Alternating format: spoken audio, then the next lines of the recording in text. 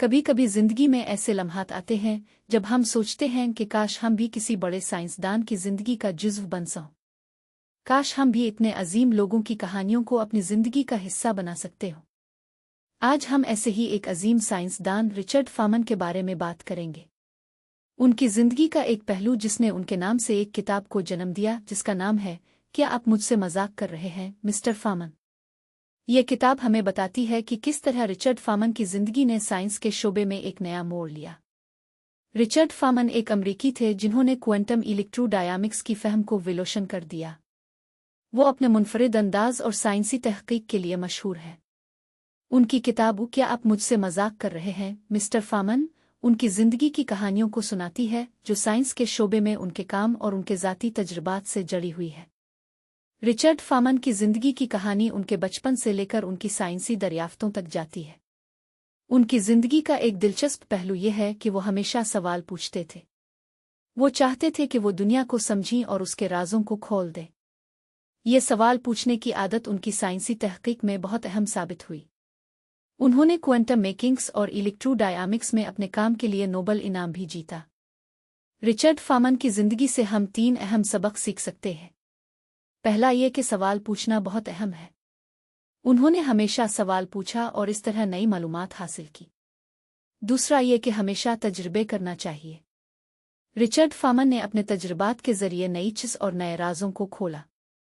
तीसरा ये कि हमें हमेशा अपने को पैरवी करना चाहिए। रिचर्ड फामन ने अपने को पैरवी किया और साइंस के शोबे में एक अजीम मकाम हासिल किया।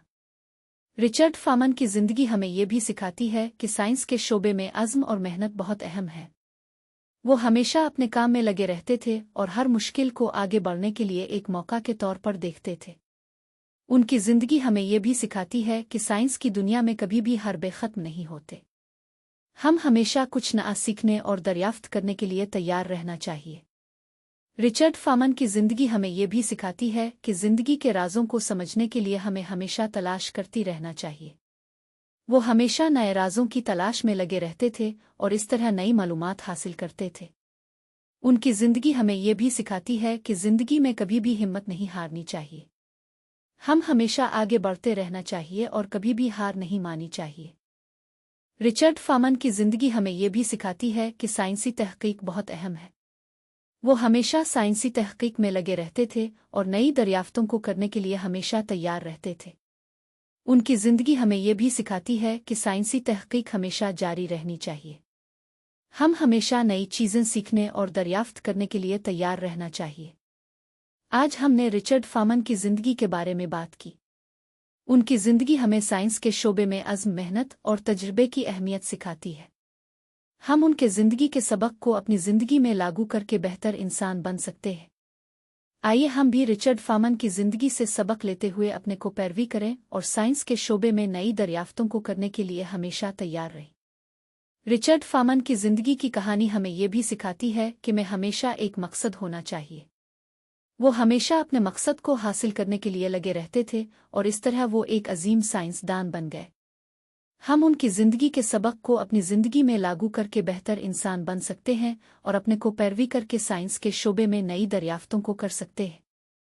आइए हम भी रिचर्ड फामन की जिंदगी से सबक लेते हुए अपने को पैरवी करें और साइंस के शोबे में नई दरियाफ्तों को करने के लिए हमेशा तैयार रहें।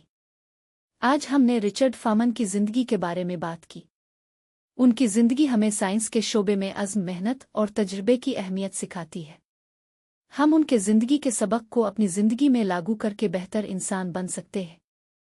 आइए हम भी रिचर्ड फामन की जिंदगी से सबक लेते हुए अपने को पैरवी करें और साइंस के शोबे में नई दरियाफ्तों को करने के लिए हमेशा तैयार रहें। रिचर्ड फामन की जिंदगी की कहानी हमें यह भी सिखाती है कि जिंदगी में हमेशा एक मकसद होना चाहिए। वो हमेशा अपने मकसद को हासिल करने के लिए लगे रहते थे और इस तरह वो एक अजीम साइंसदान बन गए।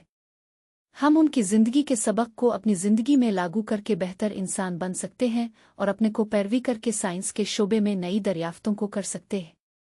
रिचर्ड फामन की जिंदगी हमें यह भी सिखाती है कि साइंस की दुनिया में कभी भी हार बेखत्म नहीं होते। हम हमेशा कुछ नया सीखने और दरियाफ्त करने के लिए तैयार रहना चाहिए। आइए हम भी रिचर्ड फामन की जिंदगी से सबक लेते हुए अपने को पैरवी करें और साइंस के शोबे में नई दरियाफ्तों को करने के लिए हमेशा तैयार रहें।